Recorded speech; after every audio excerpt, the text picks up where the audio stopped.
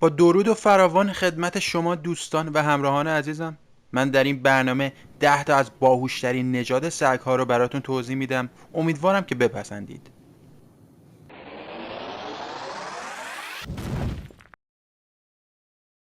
دهمین نژاد باهوش سگ در جهان استرالیان کتل داگ یا سگ گاو استرالیاییه. این سگ با جثه متوسط و هوش و کاردانی بسیار معمولاً برای نگهبانی از گله‌های گاو استفاده میشه. اون محافظ خیلی با وفاییه که احترام صاحبش رو خوب نگه میداره و وقتی که کار داشته باشه اسباب بازیاشو پنهان میکنه. سپس در وقت بیکاری اونا رو دوباره برای بازی میاره.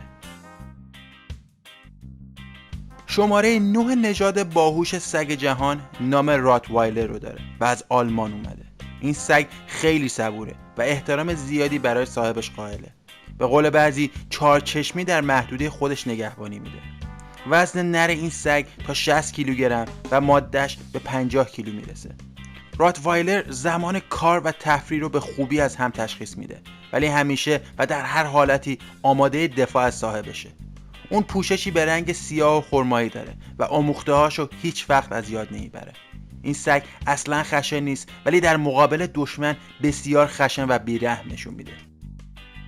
شماره 8 یک سگ فرانسوی با جثه کوچک به نام پاپیونه که این اسمو به خاطر گوشهاش که مثل پاپیون میمونه گرفته.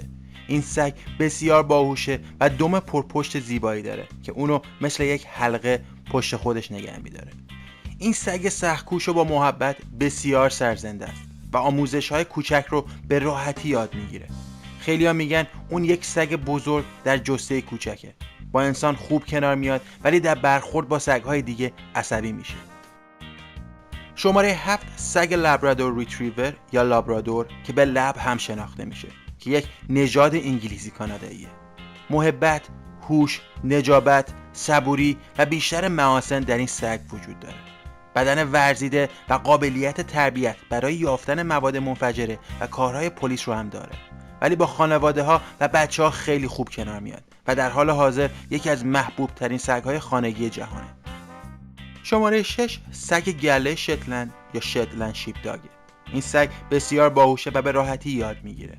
پشت کارش خیلی زیاده و با اینکه جثه کوچیکی داره به خوبی از عهده حفاظت از گله و یا هر مأموریت دیگه‌ای که بهش محول کنی برمیاد. این سگ از اسکاتلند اومده و در حال حاضر محبوب خانواده ها هم محسوب میشه. پنجمین نژاد باهوش سگ جهان دوبرمنه که اولین بار توسط کارل فردریش لوئیس دوبرمن در سال 1890 در آلمان پرورش یافت. فردریش دوبرمن در آن سالها مسئولیت جمع‌آوری مالیات رو به عهده داشته که کار بسیار خطرناکی در آن زمان محسوب می شده. برای همین او برای محافظت از مالیات‌ها در مقابل سارقان نسبت به پرورش این سگ اقدام میکنه. سگ مورد نظر او ترکیبی از قدرت، وفاداری، هوش و درندگی بود. بعدها افراد دیگه در تکمیل این نژاد تلاش کردند که به سگ دوبرمن امروزی میرسیم. این سگ از ترکیب 10 ها نژاد به وجود اومده و بعضیا میگن ژرمن شپرد قدیمی یکی از آنها بوده. دوبرمن نگهبان کارکشته‌ایه، راحت تربیت میشه و برای جنگ و مأموریت‌های پلیسی هم استفاده میشه. شماره 4 گلدن ریتریور یک سگ اسکاتلندیه که مشخصهای اخلاقیش جذابیت، مهربانی، هوش و استعداد بالا و وفاداریه. جثه متوسط داره و به رنگ‌های کرم و طلایی موجوده. این سگ همیشه مهربونه و رفتار نرم و ملاحظه‌کارانه‌ای با بچه‌ها داره. سگ با وفا و شیرینیه و همیشه مشتاق خوشحال کردن صاحبشه. در کل یک سگ مناسب برای خانواده هاست. و سومین نژاد باهوش جهان ژرمن شپرد یا سگ چوپان آلمانیه که از قرن 19 در آلمان به ثبت رسیده. این سگ در سه رنگ سیاه، سفید و قهوه‌ای و سیاه وجود داره. هوش سرشار، خستگی ناپذیری، شجاعت و اطمینان از خصوصیات بارز این سگه. خیلی راحت کارهایی رو که باید یاد میگیره، به ویژه در سنین پایین. این سگ علاوه بر اینکه در خانه ها وجود داره، برای استفاده های نگهبانی، گله، تیم جستجو و نجات و جنگ ها استفاده میشه.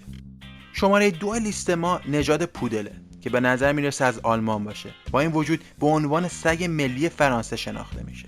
اون خیلی خوب اشیا رو برای صاحبش میاره و احترام زیادی برای صاحب و خانواده‌اش قائله. پودر نژادی آرام، باهوش و با قدرت یادگیری بالاست.